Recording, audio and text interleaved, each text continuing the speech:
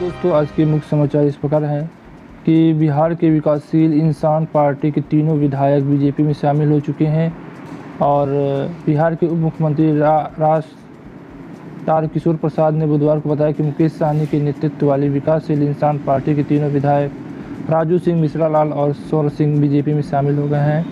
उन्होंने कहा, कोई नाराजगी नहीं, ये अपने घर की वापस आए हैं। वहीं घटनाक्रम पर सहनी ने कहा, मंत्रिमंडल में रखना या हटाना मुख्यमंत्री का विशेष अधिकार होता है। और बसपा प्रमुख मायावती ने राजस्थान में राष्ट्रपति शासन लगाने की मांग की है। उन्होंने ट्विटर पर कहा, राजस्थान में कांग्रेस सरकार दलितों और आदिवासियों की सुरक्षा करने में विफल रही है। मकौल मायावती हाल ही में डिडवाना और धौलपुर में दलित लड़कियों के बलात्कार, जोधपुर में एक दलित युवक की हत्या ने दलित समाज को झकझोर कर रख दिया है।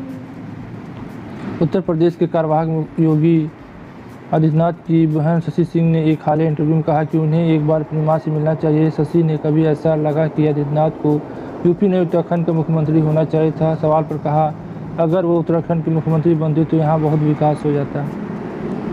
पश्चिम बंगाल के नेता प्रतिपक्ष शुभेंदु अधिकारी के नेतृत्व में बीजेपी के एक प्रतिनिधिमंडल ने बुधवार को वीरभूम के रामपुरहाट का दौरा किया और मामले की जांच NIA या CBI से कराने की मांग की है।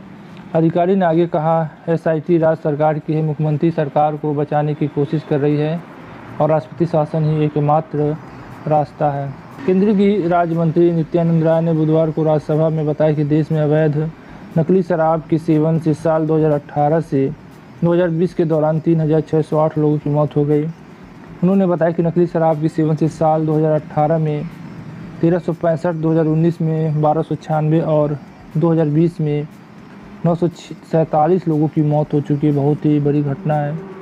और अब अगली खबर है, दिल्ली विधानसभा में बीजेपी विधायक रामवीर सिंह बिधूड़ी ने बुधवार को आरोप लगाया कि शहीद दिवस पर अखबारों में छपे दिल्ली सरकार के इश्तेहारों में केवल भगत सिंह की तस्वीर थी। उन्होंने कहा, देश के शहीदों को बांटा नहीं जाना चाहिए। इस पर मुख्यमंत्री केजरीवाल ने कहा कि यह वाकई भूल थी और आश्वासन दिया कि यह दोबारा नहीं होगा। पुष्कर सिंह धामी अगला खबर। पुष्कर सिंह धामी ने बुधवार को दूसरी बार उत्तराखंड के मुख्यमंत्री पद की शपथ लेने के बाद कहा, आने वाला दशक उत्तराखंड का होगा और हम ऐसा करने के लिए प्रतिबद्ध हैं। उन्होंने बताया कि यानी 24 मार्च को उनकी पहली कैबिनेट बैठक होगी।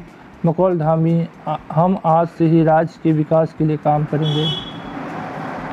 कांग्रेस नेता अलका लांबा ने फ्री बस सेवा का लाभ उठाने के लिए दिल्ली की बस में महिला के वेश में यात्रा करते पकड़े गए एक युवक का वीडियो रिट्वीट किया है। शख्स लड़की की आवाज़ में बातें कर रहा था। लांबा ने कहा, मुझे तो बेरोजगार गरीब युवा पर तरस आ रहा है, उसे मात्र 5 से 10 बचाने के लिए ये सब करना पड़ रहा है। ये बहुत ही दुखद बात है कि एक युवक लड़की बनकर बस में सफ़र कर रहा है और 5 से 10 रुपये बचा रहा है। ऐसी ही है। कांग्रेस नेता मल्लिकार्जुन खड़गे ने बुधवार को कहा कि पेट्रोल और डीजल की कीमतों में नियंत्रण करने के लिए केंद्र सरकार को सब्सिडी देनी चाहिए, जिससे लोगों को राहत मिले।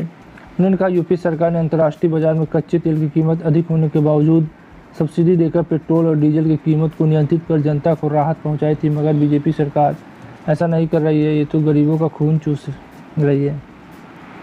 बढ़ते हैं अगली खबर की ओर। आरजेडी नेता तेज प्रताप यादव ने कहा, केंद्र सरकार से हम मांग करते हैं कि इस उम्र में पिता लालू को रिहा कर देना चाहिए, क्योंकि उनका स्वास्थ्य हर दिन गिर रहा है। उन्होंने कहा, जिन लोगों ने यह काम किया वह खुले में घूम रहे। हमारे पिता ने तो वो मुद्दा उजागर किया तो उन्हें झूठे मुकदमे में फंसाया गया है। दिल्ली के मुख्यमंत्री अरविंद केजरीवाल ने दिल्ली के नगर निगम के एकीकरण के चलते नगर निगम चुनाव टाले जाने पर कहा, क्या इस वजह से चुनाव टल सकते हैं। उन्होंने कहा, कल ये गुजरात हार रहे होंगे तो क्या यह कहकर चुनाव टाल देंगे। गुजरात और महाराष्ट्र को एक कर रहे हैं, तो इस तरीके से लोकतंत्र खतरे में है। और अरविंद केजरीवाल ने बहुत बड़ा हमला किया है।